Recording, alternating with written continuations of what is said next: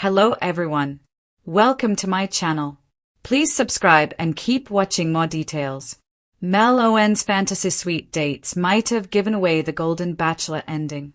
The ending of the Golden Bachelor Season 2 has been a mystery for weeks because very few spoilers have been released about what happened during Mel Owens' journey to find love. However, after watching his overnight fantasy suite dates with Cindy Colors and Peg Munson, and considering Reality Steve's finale spoiler, it's obvious how the season will end. The Golden Bachelor Season 2 star Mel, a 66-year-old NFL player-turned-lawyer and divorced dad of 2 sons, chose Cindy, a 60-year-old divorced retired biomedical engineer from Austin, Texas, and Peg, a 62-year-old divorced retired firefighter and bomb tech from Las Vegas, Nevada, for his final 2 women. Cindy has told Mel that she's falling for him, but Peg hasn't.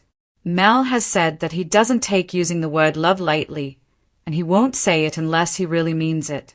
Both Cindy and Peg had trouble getting Mel to express his feelings during their fantasy suite dates, but Peg seemed satisfied with their conversation the morning after. However, the aftermath of Cindy's overnight date wasn't aired yet, so it's unclear if she got what she needed from Mel during it. In fact, it's not currently known if Cindy even spent the night in the fantasy suite with him.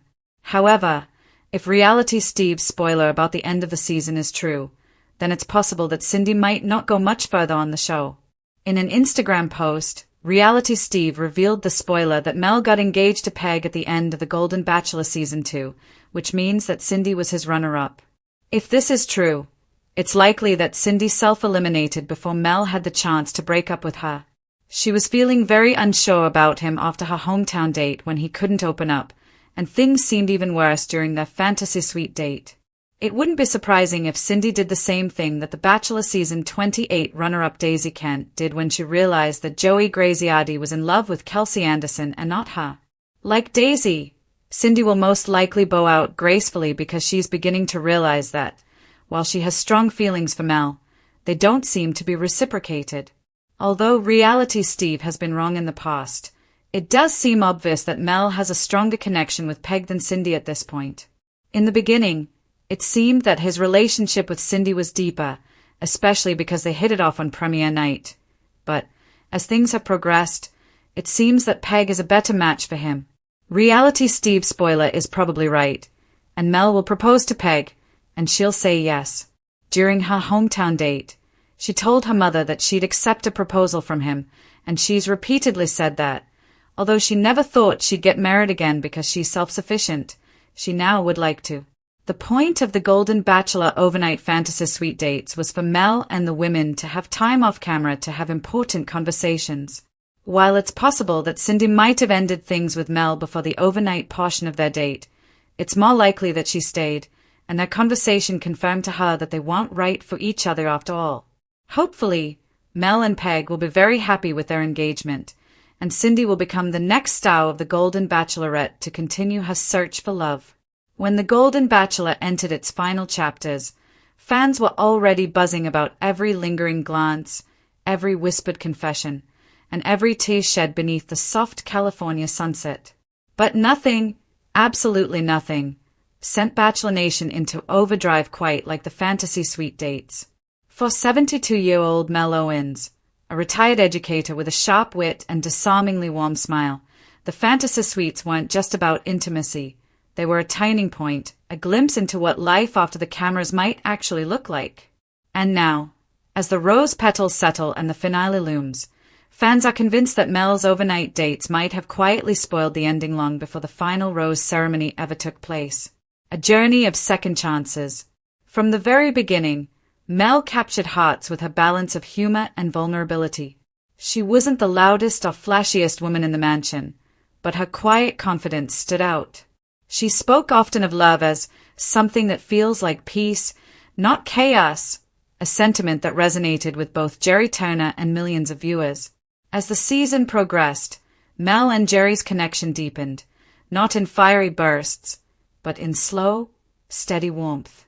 Their conversations had a lived-in honesty, a kind of emotional fluency that comes from years of real life, real heartbreak, and real healing. By the time they reached the fantasy suite stage, the audience could feel it. This wasn't just television romance anymore. And that's where things got interesting. Date 1. The beachside retreat. Comfort over passion. Mel's first fantasy suite was set at a beachside villa near Santa Barbara, drenched in sunset light and nostalgia. Instead of champagne and bold confessions, the evening began with something surprisingly simple: homemade pasta and wine on the terrace. Throughout the episode, cameras captured a relaxed rhythm between them. They laughed about their grandchildren, shared stories about youthful mistakes, and even talked about what mornings could look like together: coffee, crossword puzzles, and walks with a dog they might someday adopt. For longtime Bachelor watchers, this was the first hint. Fantasy suites often highlight fireworks, but Mel's date radiated comfort, a sense of everyday companionship that goes beyond the final rose. It wasn't a spark, it was a glow. When the door closed on their suite, Jerry's words, "With Mel, it feels like home," echoed through Bachelor Nation like a quiet thunderclap. That line, fans say, might have been the tell. Date 2.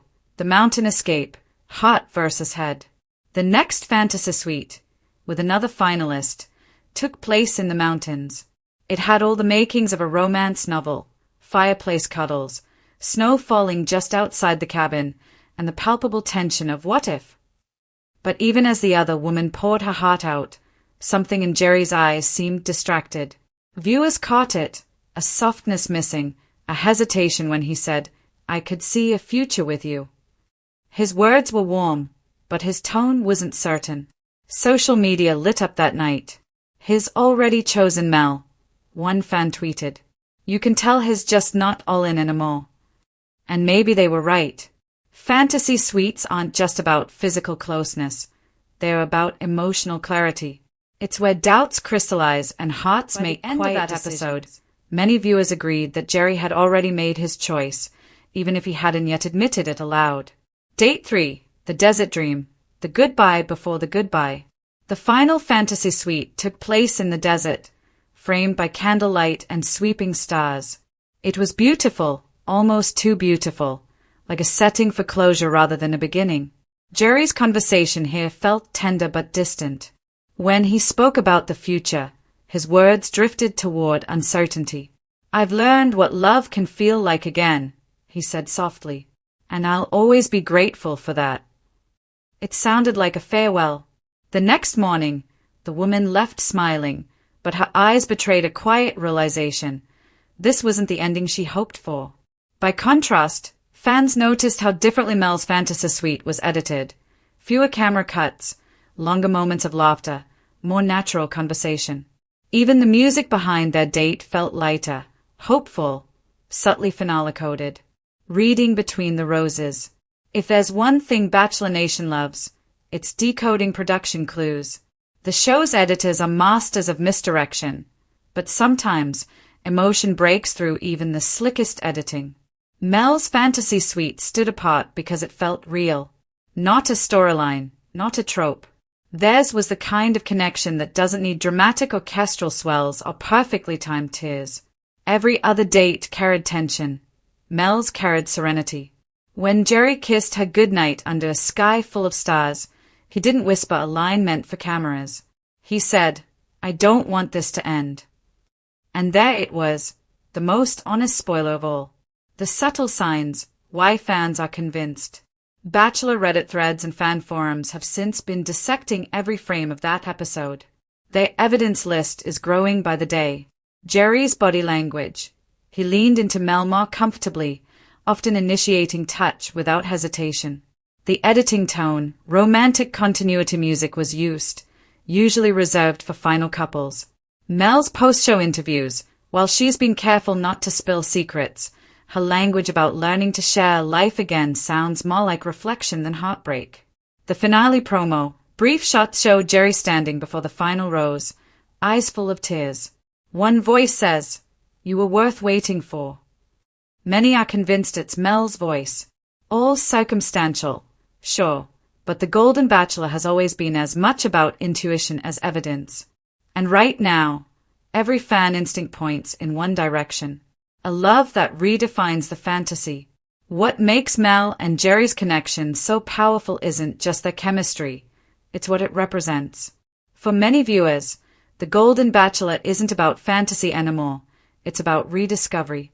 At 72, love is no longer about the adrenaline of beginnings, but the comfort of continuance. It's about finding someone who listens when you forget where you put your glasses, who laughs when you hum old songs out of tune, who still reaches for your hand when you walk into the unknown. That's the magic of Mel Owens' fantasy suite, not the overnight part, but the morning after, the coffee brewing, the quiet conversation, the unspoken understanding that this isn't a fleeting TV romance, it's something that could actually last. So, did Mel win? No official spoilers have confirmed it yet, but if love leaves footprints, Mel's all over this journey. From the way Jerry's voice softened around her name to the way he held her gaze a beat longer than anyone else's, every sign pointed towards something rare, something enduring. If The Golden Bachelor ends with Mel Owens walking hand in hand with Jerry Turner, it won't be a shock. It'll be the natural conclusion to a story written not in drama, but in devotion. Because sometimes the fantasy suite isn't about passion or spectacle. Sometimes it's simply about realizing that after all the years, all the loss, and all the waiting, you've finally come home.